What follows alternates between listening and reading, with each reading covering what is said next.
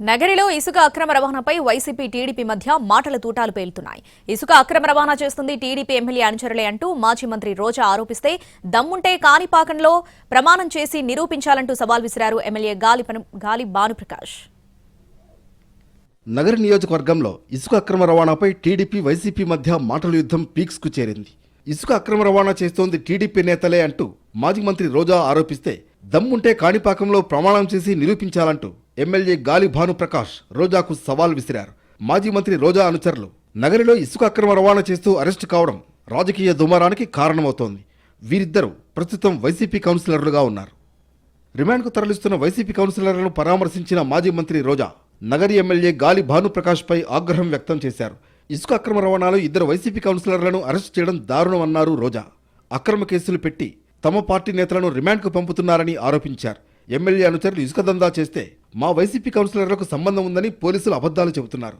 YCP నేతలు తరలిస్తూ డబ్బులు సంపాదిస్తుంటే చంద్రబాబు, లోకేష్ వదిలేస్తారా అని ప్రశ్నించారు రోజా. 3 జిల్లాలు దాటి ఇసుక అక్రమ రవాణా జరుగుతుంటే అధికారులు ఏం చేస్తున్నారని వైసీపీ నేత రోజా నిలదీశారు.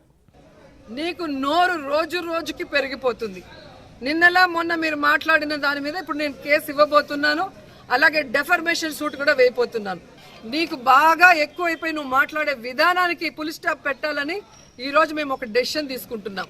ఎందుకంటే నిన్ను కన్న తల్లే నిన్ను చీత్కరించుకుంది. నీ తోడబుట్టిన వాళ్ళ నీ తమ్ముడు కానీ నీ సిస్టర్ కానీ నిన్ను చీత్కరించారంటే నువ్వు ఎంత పెద్ద నీచ్ కమీనో అందరికీ తెలుసు. రోజా వ్యాఖ్యలపై ఘాటుగా స్పందించారు ఎమ్మెల్యే గాలి భానుప్రకాష్. రోజాకు దమ్ముంటే కాణిపాకం వచ్చి ప్రమాణం చేయాలన్నారు.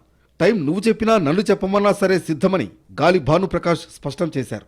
గత 5 ఏళ్లుగా ఇసుక బియ్యం అక్రమ రవాణాలో రోజా, ఆమె అన్నదమ్ములు, అనుచరులకు సంబంధం లేదని చెప్పగలరా, ప్రమాణం చేయగలరా అని సవాల్ చేశారు.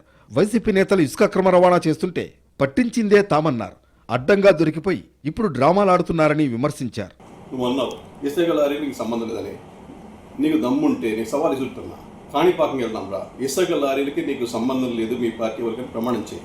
నీకు కానీ మీ అన్నలకు కానీ నీ మూడుకు కానీ సంబంధం లేదనే ప్రమాణం చేయి. నేను చేస్తా. మాజీ మంత్రి వర్సెస్ ఎమ్మెల్యే నడుమ ఇసుక అక్రమ రవాణాపై మాటల యుద్ధం మరింత తీవ్ర రూపు దాల్చింది. నగర నియోజకవర్గంలో ఇసుక తుఫాన్ ఇంకెన్ని మలుపులు తిరుగుతుందో చూడాలి.